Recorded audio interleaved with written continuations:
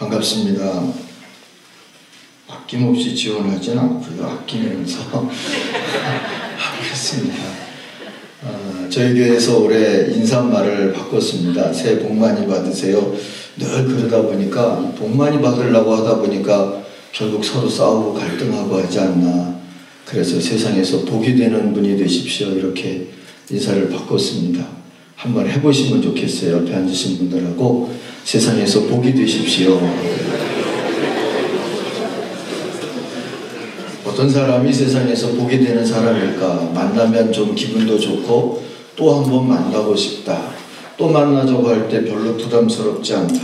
바울이 오늘 표현하고 있는 것처럼 마음을 시원하게 해준 사람들이다. 이런 사람들이지 않을까 하는 생각을 갖게 됩니다.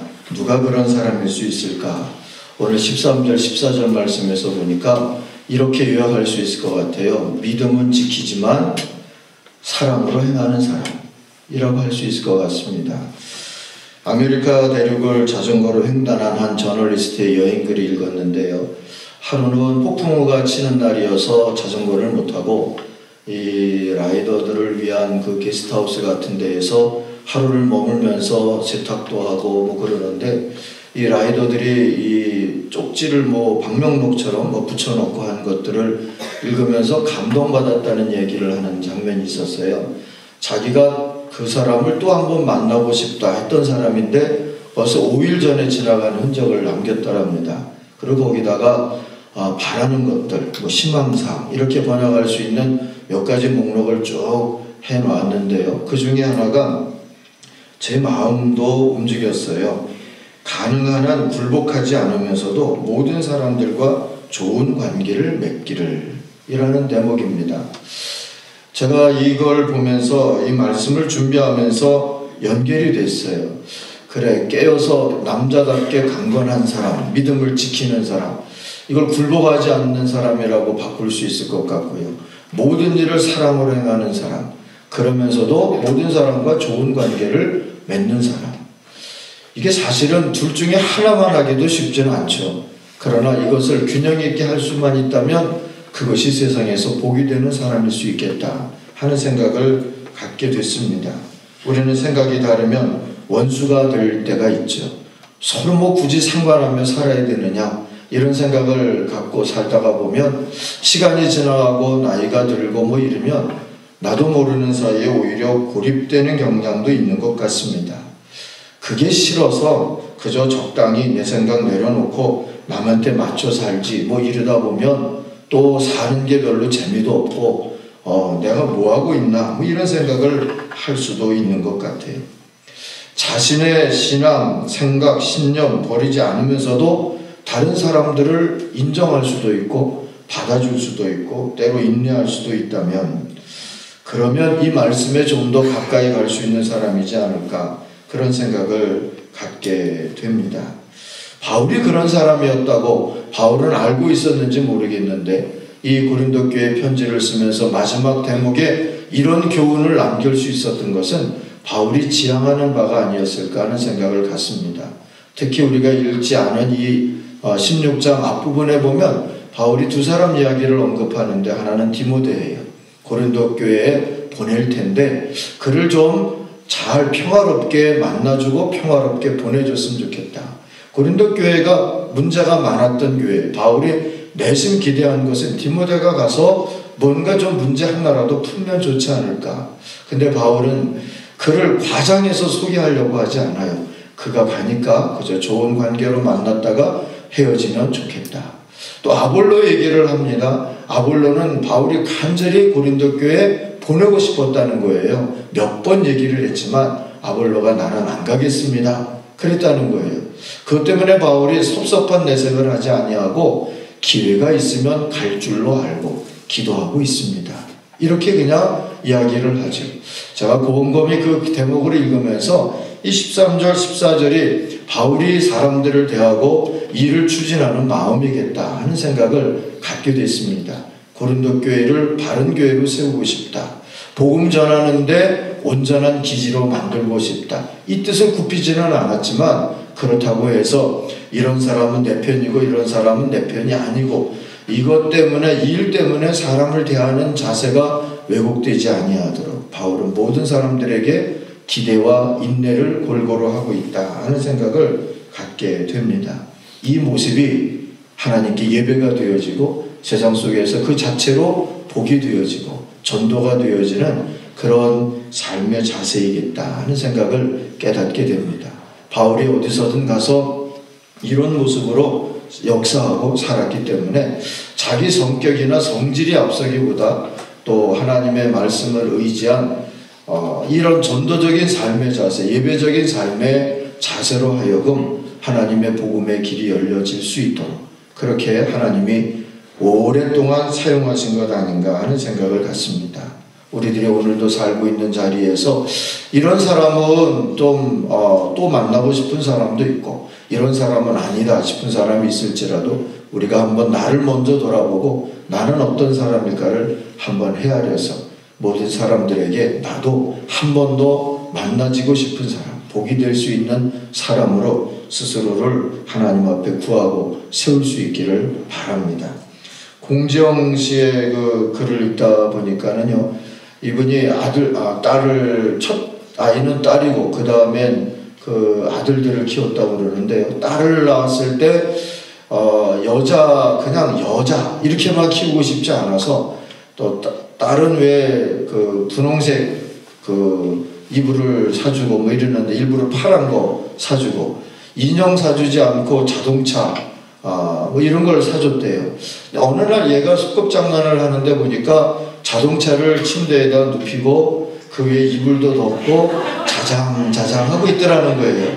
그때까지만 하더라도 이건 틀림없이 할머니들의 악영향이다 이렇게 생각을 했다는 겁니다. 그 다음에 아들들을 키우는데 모성애도 좀 가진 아이들로 키우고 싶다 하는 마음이 들어서 이번에는 이 아들들에게 로봇이나 자동차가 아니라 인형을 사줬대요. 토끼 인형, 또 곰 인형 이런 걸 사줬답니다. 근데 얘네들은 그리고 걔네들한테 이 인형들을 막 자장자장 재우는 모습도 훈련도 시키고 뭐 이랬는데 위기의 순간이 닥치기만 하면 얘네들은 이걸 무기처럼 들고 사용하더라는 거죠. 한 번은 보니까 두 아이가 하나는 곰 하나는 토끼 들고 칼싸움 하듯이 막 휘두르고 있는 모습을 보면서 겸손해졌대요. 이게 마음대로 되는 것이 아니구나. 그러면서 한편으로 기도하는 마음이 생겼는데 그때 감동을 받았던 기도가 프란치스코의 기도인데요. 하나님, 내가 할 수 있는 일은 오늘 하게 해주시고 할 수 없는 일은 주님께 맡기게 해주십시오. 그리고 이 둘을 구분할 수 있는 지혜를 주십시오. 아이들을 정말 바르고 바람직하게 키우겠다는 뜻을 꺾은 것은 아니죠. 그러나 내가 할 수 있다고 여기지지 아니하고 아버지 하나님 앞에 기도해야 되겠다 하는 마음을 가졌다는 것이 어떤 면에서 보면 정말 믿음을 지키면서도 사랑으로 행할 수 있는 그런 삶의 자세이지 않을까 하는 생각을 갖습니다. 오늘도 우리가 그렇게 하나님을 의지하고 기도하는 마음으로 감당할 수 있는 날이 되기를 바랍니다. 한 가지 더 기억하고 싶은 것은 이 바울이 만났던 스데바나 또 부두나도 아가이고의 이야기입니다. 마음을 시원케 해주었다 하는 이 사람들의 이야기죠. 고린도 교회는 바울에게 사실 좀 스트레스가 됐던 교회죠. 많은 문제가 있고 바울의 사도성을 의심했던 그런 교회예요. 놓기도 어렵고 해결하기는 참 힘들고 근데 거기서 세 사람이 왔어요. 이 스데바나는 이 고린도가 속한 아가야 지방에 바울이 첫 열매로 감사하고 있었던 사람이고 유일하게 자기가 세리를 주었다고 기억하는 사람이죠.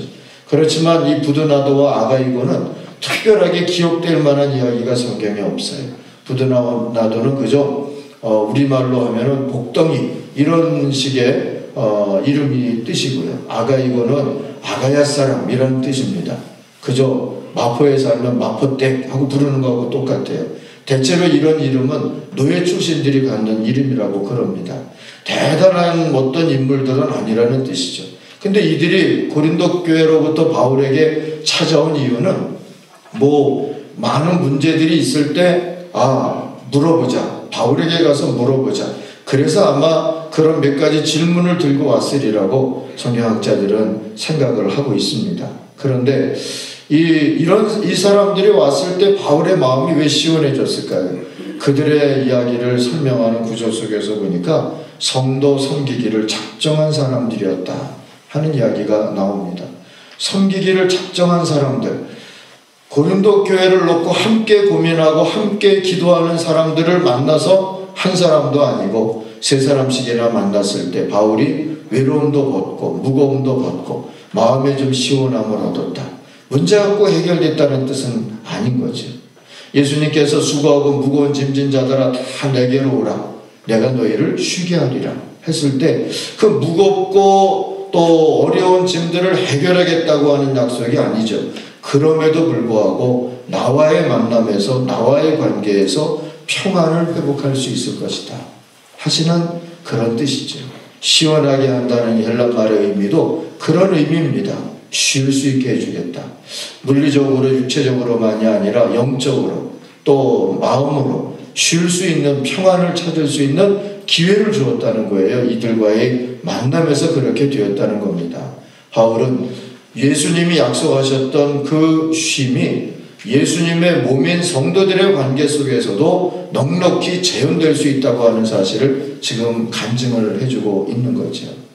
한비아 씨의 글 속에서 그 긴급 구호 요원으로 활약할 때 기자들을 안내하던 장면이 나와요.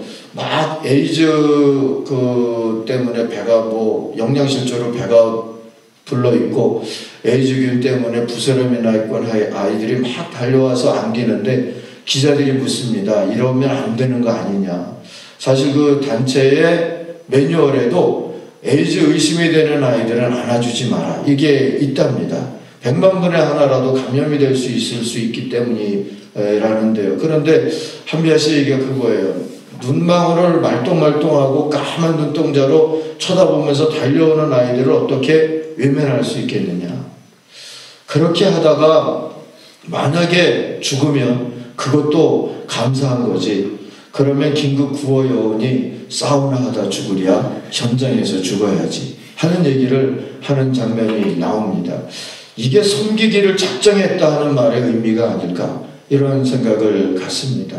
오늘 우리는 무엇을 좀 작정한 사람처럼 살고 있는지 아니면 정말 여기서 아까 우리 기도하신 선생님이 기도해 주신 것처럼요. 하나님이 보내신 자리에서 나는 정말 하나님을 위해서 또 하나님이 보내신 이 자리를 위해서 뭔가를 작정한 것 그리고 그 작정한 것을 잊지 아니하고 지켜가는 사람으로 살고 있는지를 한번 돌아볼 수 있으면 좋겠습니다. 작정한 대로 다 될까? 이런 마음을 우리가 가질 수도 있지만요. 그 피플지에서 세계에서 가장 아름다운 사람 50인 중에 하나로 오래전에 꼽았던 데니서라고 하는 젊은이가 있는데 이 친구가 12살에 유명해졌죠. 해운대에 왔다가 바다가 지저분한 것을 보고서 대통령에게 뭐 좀 해야 되겠다고 편지를 쓰고 그 또래들끼리 세계적으로 환경단체를 만들고 지금도 리사이클 운동이 아니라 업사이클링 운동이라는 걸 하고 있는 친구인데요. 이 친구가 하루에 15분만 착한 생각을 실천하는 작정을 하고 그렇게만 해도 세상은 달라진다 하는 이야기를 한 것이 마음에 남아요. 우리는 쉽게 포기하는 일들이 너무 많지 않는가. 정말 내가 세상에서 복이 되겠다. 또 이 의료원에서 복이 되겠다. 아니 오늘 만나는 사람들에게 복이 되겠다. 마음으로 작정만 하고 하나님을 의지하고 기도한다면 하나님께서 이 작정을 지키면서도 그리고 모든 사람들을 사랑으로 대하며 또 섬기며 복이 되어줄 수 있도록 그렇게 인도해 주시는 은혜를 베풀어 주실 줄 믿습니다. 그런 믿음으로 오늘 하루도 감당하시고 세상에 복이 되는 여러분들이 되시기를 주의 이름으로 축원합니다. 기도하겠습니다. 아버지 하나님 감사합니다. 주시는 하나님의 은혜가 오늘 이 아침인 줄 믿습니다. 오늘도 우리들이 세상에서 복이 되기를 원합니다. 성령으로 인도하시고 붙들어 주시옵소서. 예수님의 이름으로 기도하옵나이다. 아멘.